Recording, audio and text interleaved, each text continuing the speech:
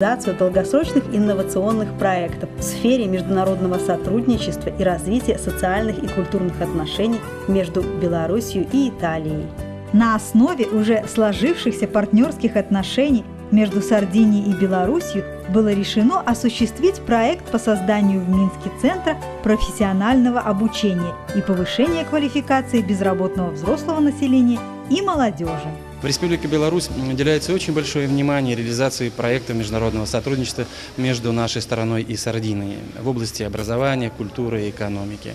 Благодаря участию и финансовой поддержке регионального правительства Сардинии в Республике Беларусь создан уникальный учебный центр профессионального обучения по строительным специальностям, оснащенный самым современным европейским оборудованием, инструментом.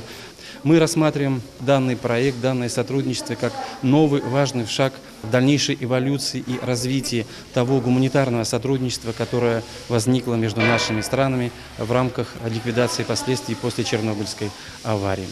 Мы крайне заинтересованы в дальнейшем развитии данного проекта, укреплении сотрудничества между нашими учебными заведениями, в совместных исследованиях в области высоких технологий. Мы очень были бы рады, если в Минске был бы открыт Центр сардинской культуры и науки, который бы стал своеобразным мостом между нашими странами и также работал на дальнейшее развитие сотрудничества с другими славянскими странами, с Россией и Украиной.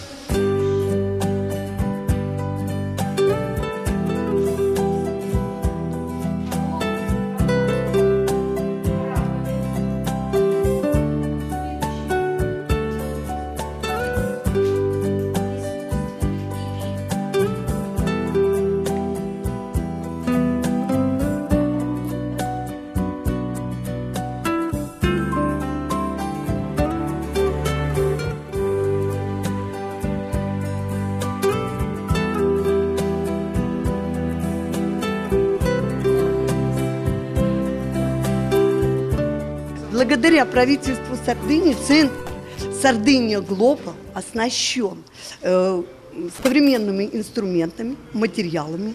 Те организации или центры, которые нам присылают слушатели, получают, соответственно, свою квалификацию.